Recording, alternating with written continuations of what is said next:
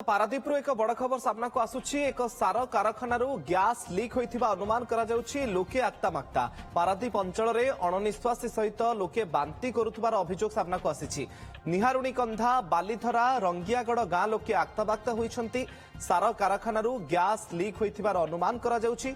Mask पिंधि बुलुछंती लोके अभयचांदपुर police ए संपर्क में तनाखना जारी रखिछि पारादीप ए वर्तमान समय बड़ खबर एक सार कारखाना गैस लीक होइथिबा अनुमान करा जाउछि लोकंक ऊपर यार प्रभाव पड़िछि पारादीप अंचल में लोक माने अणनिश्वासी हेबा सहित बांती करुथबार मध्य सूचना सामना को आसुछि चित्र आपण देखुचंती भୟରେ लोक माने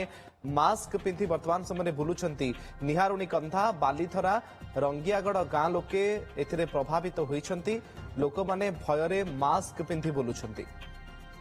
कार डोर खोली हठात बाहर को जेमती ओल्लैछि से एमती गोटे गैस आसिला आमोनिया गैस टाइप रो जो आसिला माने मु निजे भी बुझी पाइलिन जे मोर कोन होउछि गैस कोन गोटे एमती सारा टाइप रो गंध आसुछि ए कोछि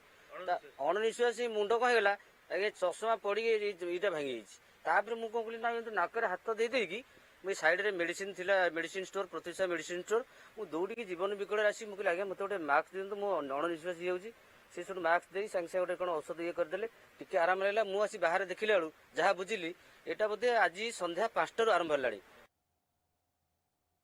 संपर्क में अधिक सूचना आम प्रतिनिधि रमाकांत नायक फोन लाइन आम सहित जोड़ी होती रमाकांत क्यों गैस लीक होती केमिति गैस लीक है पारादीप अंचल गैस लीक रो प्रभाव कौन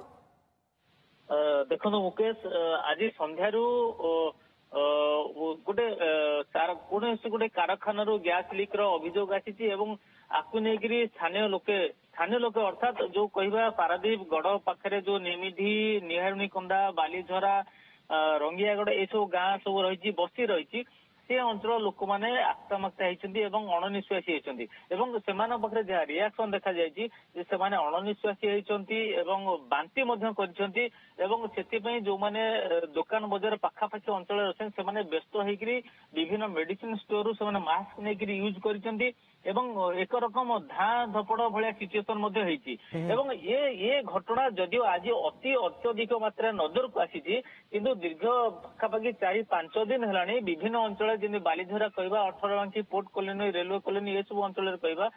तारणीगढ़ा बालीधरा ये अंचल कहवा सेठी अभियोग आसला किंतु आज ये चित्र देखा मिली लोक मैंने मास्क यूज करने बाध्य होती गोटे आमोनिया गैस लीक होइथिबार अभियोग करछंती ये घटना संध्या 5-6 बेलू पाखापाखि 2-3 घंटा धरिकी एटा लगातार भाव ये अनुभूत होइतिला लोक मैंने अणनिश्वासी होइतिले व्यस्त होइतिले ए नेग्री लोक मैंने जहाँ लोक पाखु आम अभियोग पाइचु जे सेमाने स्थानीय जो अभयचांदपुर पुलिस थाना को सेमाने अभियोग करछंती थाना पुलिस को खबर करछंती ADM office Paradip ADM office को जोगाजोग करछंती एथुर केमि त्राही मिलो से व्यस्तता प्रकाश करछंती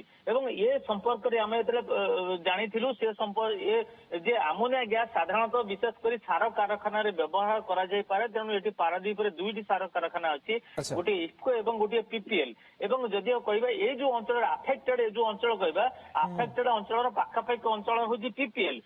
पीपीएल अधिकारी को आमे जदियो जोगाजोग करथलु फोन जोगे कथा हेदिलु सेमाने ए अभियोग अस्वीकार करिसंती जे आम पुलिस प्रशासन पक्षर छानबीन करा गलानी ना नहीं जे प्रकृत रे गैस लीक होईछि ना नहीं एवं जदि लीक होईछि साधारण लोकन को ऊपर आरो केते प्रभाव पड़ी पारे देखो मुकेश देखो ए संपर्क में आम जेहेतु ये जो निहारुणी कंधा रंगियागढ़ बालीझरा ये जो अंचल रही अंचल पाखापाखि अंचल हूँ पीपीएल सार कारखाना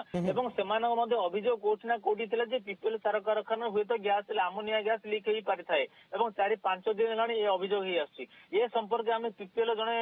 अधिकारी सहित मुझे व्यक्तिगत भाव कथा होती किंतु ये अभियोग अस्वीकार स्पष्ट भाव कर किसी आमर सार कारखाना किसी गैस लीक खबर किसी ना से स्पष्ट भाव अभियोग माने नजर रखि रमाकांत घटना उपरे जो सूचना प्रतिनिधि दौले रमाकांत बहुत बहुत धन्यवाद आपनकर सूचना पाई।